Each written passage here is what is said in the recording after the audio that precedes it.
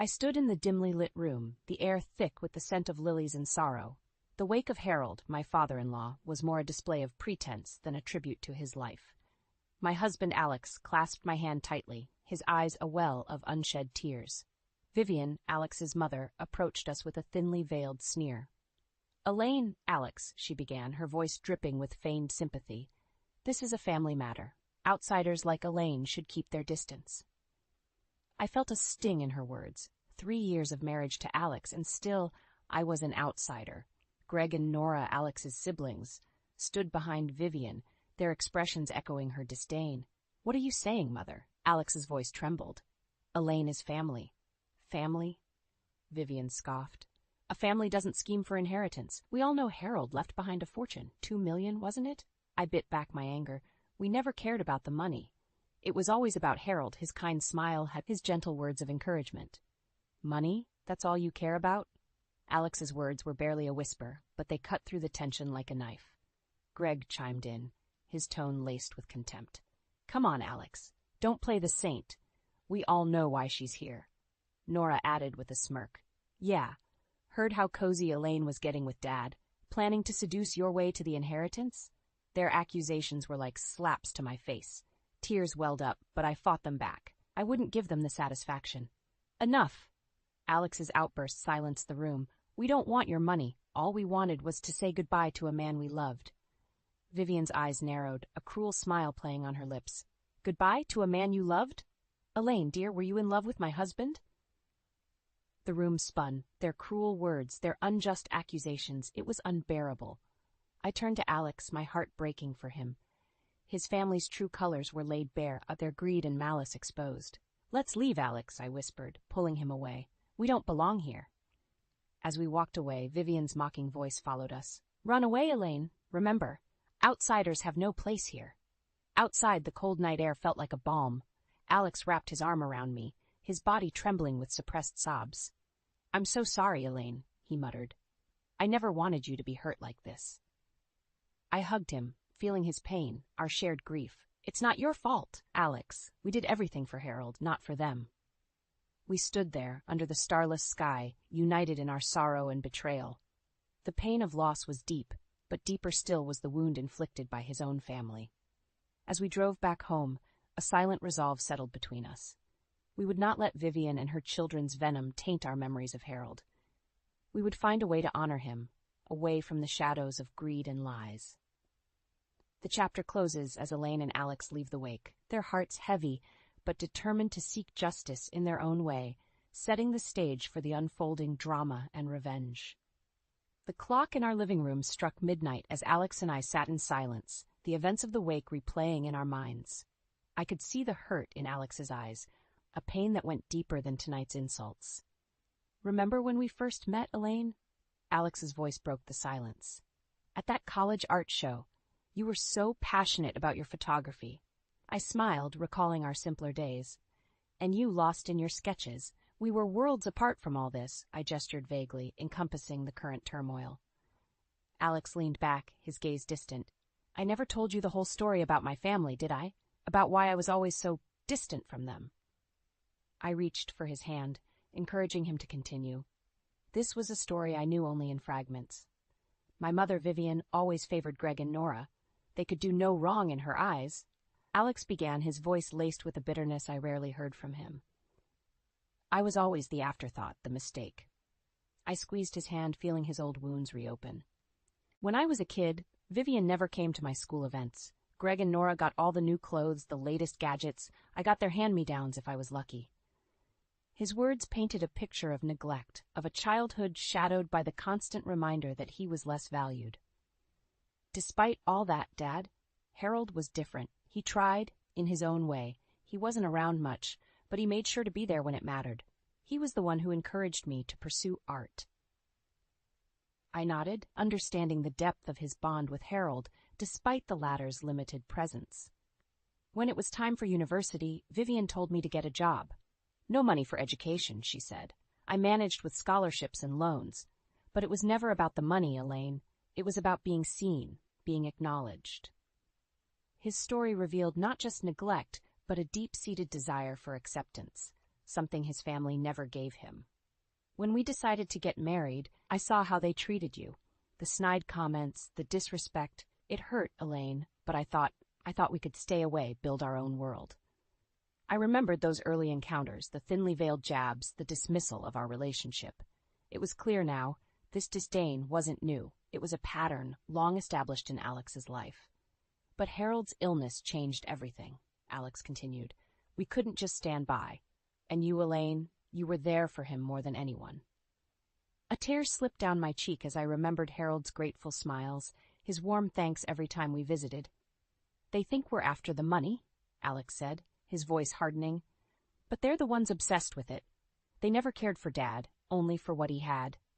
I nodded, feeling a surge of anger. Their greed, their cruel accusations, it was all a reflection of their own twisted desires. We'll find a way to set this right, Alex, I said firmly. For Harold, for us, we won't let them tarnish his memory. Alex looked at me, his eyes filled with a mix of pain and determination. We'll do it together, Elaine. We'll make sure they get what they deserve. As we sat there, united in our resolve, the path ahead was clear. We would fight back, not with their weapons of greed and deceit, but with the truth and the strength of our bond. The sterile smell of the hospital lingered in the air as Alex and I walked through the quiet corridors. Each step felt heavy, a reminder of the countless times we had made this journey to visit Harold. As we entered his room, the sight of Harold lying frail and pale on the hospital bed never failed to stir a deep sadness in me. Despite his condition, his eyes lit up when he saw us. Elaine, Alex, my dear ones. Harold's voice was weak but filled with warmth. We approached his bedside, and I took his hand gently, noticing how it trembled slightly. How are you feeling today, Dad? Alex asked, concern etching his features. Just being here with you both is a comfort, Harold replied, squeezing my hand. I couldn't help but think of Vivian, Greg, and Nora.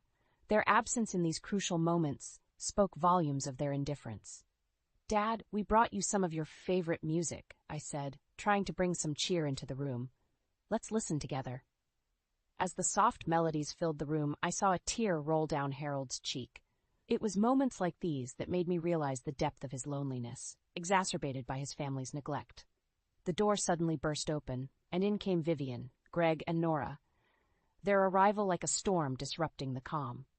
Harold, we're here! Oh, how terrible you look, Vivian exclaimed, her tone lacking genuine concern. I felt Harold's grip on my hand tighten, a silent plea for strength. Mother, we were just spending some quiet time with Dad, Alex said, his voice strained. Greg scoffed, looking around the room with disinterest. Quiet time?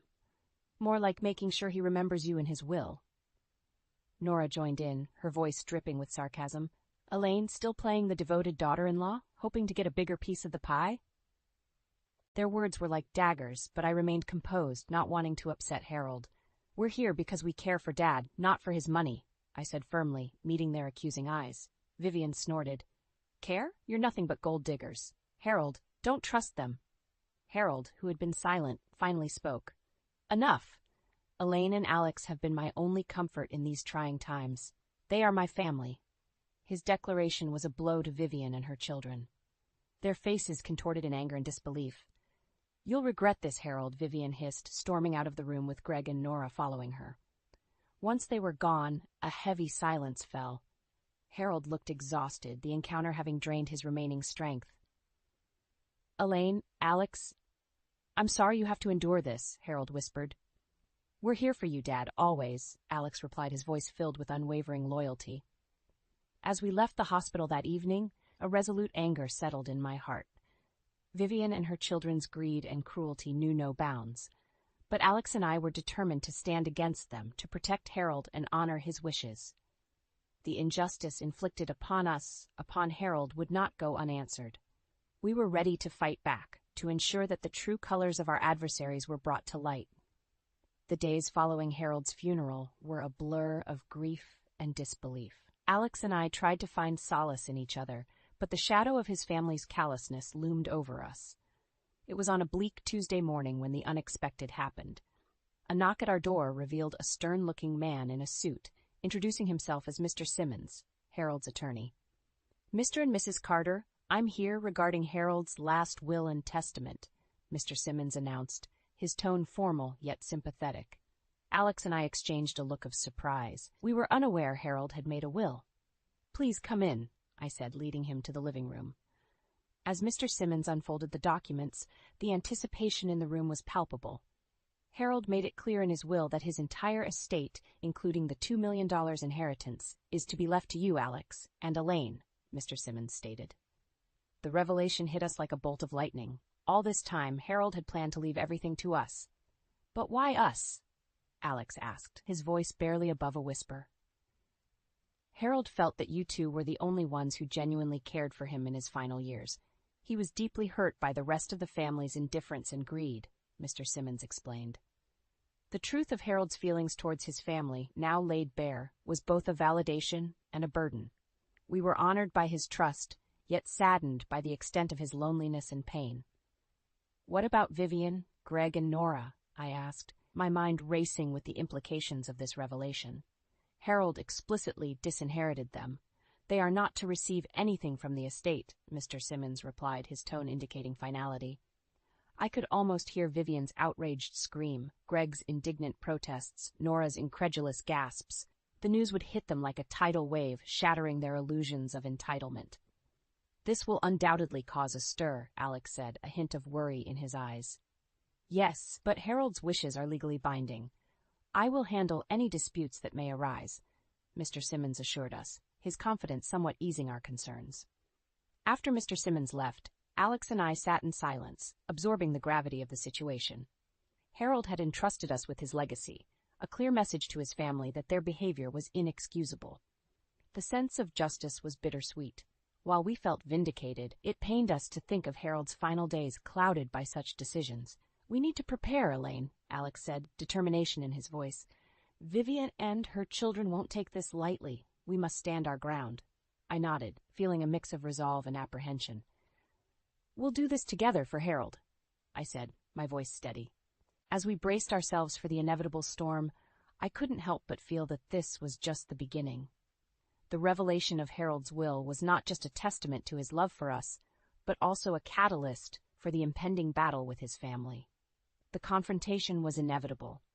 Just days after learning of Harold's will, Vivian, Greg, and Nora appeared at our doorstep, their faces twisted in anger and disbelief.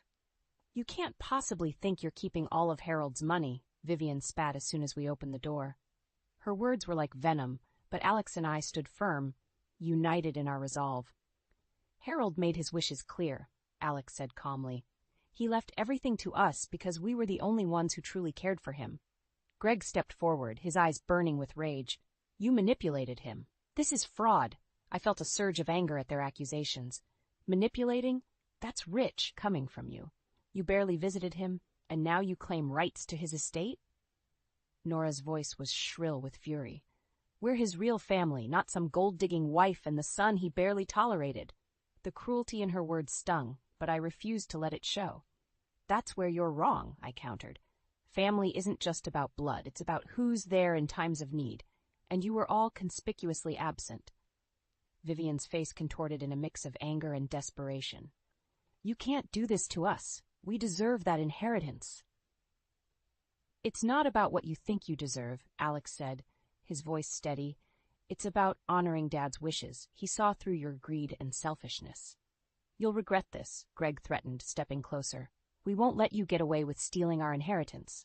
I felt Alex's hand tighten around mine, a silent pledge of support. "This isn't theft, it's justice," I declared, meeting their hostile gazes head-on.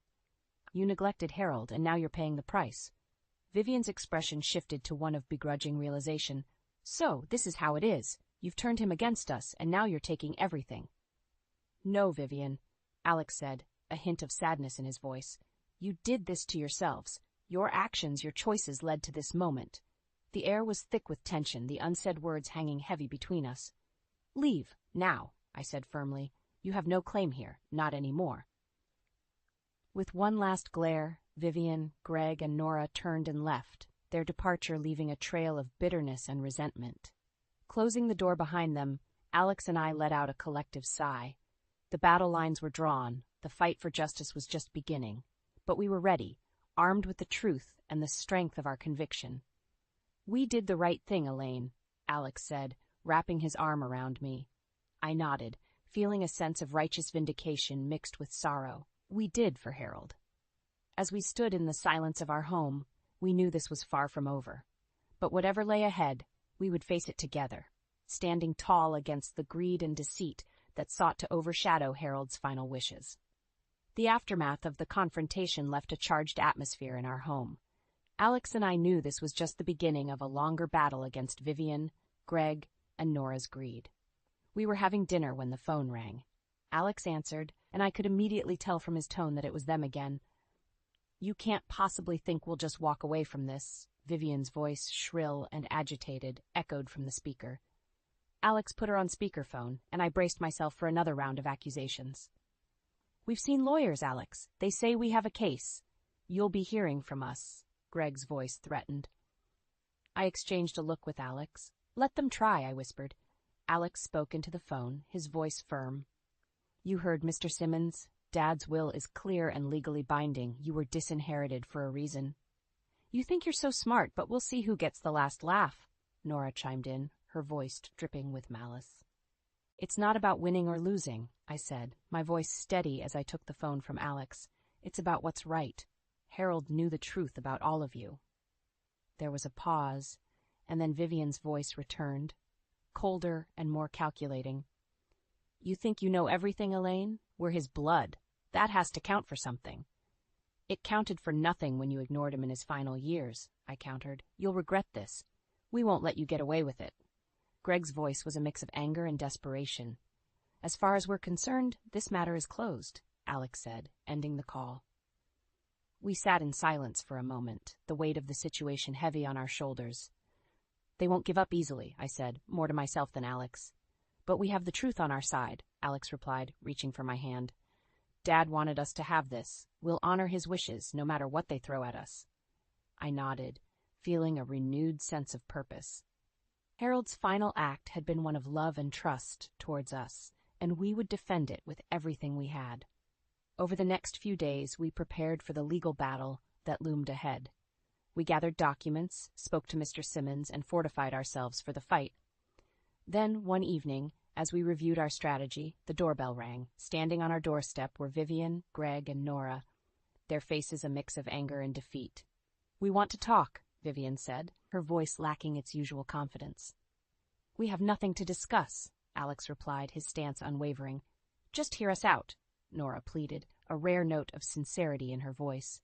Reluctantly, we let them in. They sat across from us, their body language deflated. "We've been to several lawyers. They all say the same thing. The will is ironclad," Vivian admitted, her eyes avoiding ours. "So what do you want?" I asked, my tone cautious. We're sorry," Greg said, the words seeming to pain him. "We were wrong about Harold, about you." I looked at Alex, seeing the skepticism in his eyes mirrored in mine. "Sorry doesn't change what you did, what you said," Alex said coldly. "We know," Nora added, her voice quivering, "but we're family. Can't we find a way to move past this?" Alex and I exchanged a look, the decision clear between us.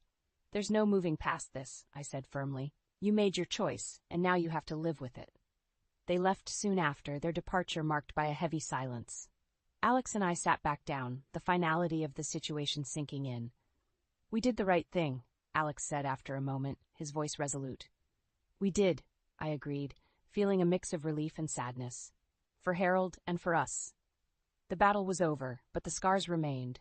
We had stood our ground, defended Harold's legacy, and in doing so, had closed the door on a part of our lives that was filled with greed and betrayal. Months had passed since we had last seen Vivian, Greg, and Nora. The legal battle, as predicted, never materialized. Their threats had been nothing but hollow words, a final attempt to intimidate us. One evening, as Alex and I sat on our porch, enjoying the peaceful twilight, he broke the silence with a reflective tone. "Do you ever think about them?" he asked, gazing into the distance. "I try not to," I admitted. "But sometimes I wonder if they ever understood the pain they caused, not just to us, but to Harold."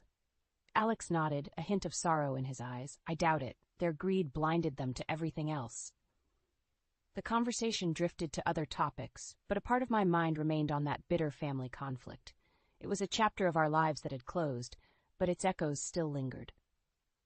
A few days later, we received news that served as a stark reminder of the consequences of their actions. Through a mutual acquaintance, we learned of their downfall. Greg's business, already struggling, had collapsed under mounting debts.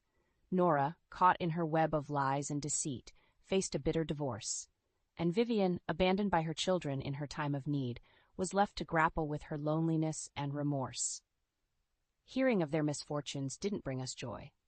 There was no satisfaction in seeing them suffer, only a deep sense of pity and a reminder of the destructive power of greed. As we moved on with our lives, Alex and I made a conscious decision to focus on the positive. We invested Harold's inheritance wisely, ensuring his legacy would continue to support causes he believed in. We also started a small foundation in his name to help those in need, a fitting tribute to a man who had shown us so much kindness. Life had a way of coming full circle. A year after Harold's passing, we welcomed a new addition to our family, a baby boy we named Ethan. Holding him in my arms, I felt an overwhelming sense of love and hope. He was a new beginning, a chance to build a legacy of love and kindness, far removed from the shadows of greed and betrayal. As Ethan grew, we often told him stories of his grandfather Harold, ensuring his memory lived on in the heart of our family. We wanted Ethan to know the values Harold stood for: kindness, compassion, and integrity. Sitting on the porch one evening, watching Ethan play in the garden, Alex put his arm around me. "We made it through the storm," he said, a note of contentment in his voice. "We did," I replied, leaning into him. "And we built something beautiful from it." The journey had been fraught with pain and conflict, but it had led us to a place of peace and understanding. We had turned the bitterness of the past into a future filled with love and hope. As the sun set, casting a warm glow over our home, I realized that this was what Harold had wanted for us: a life of happiness, free from the toxic grasp of greed. And in that moment, I knew we had truly honored his legacy.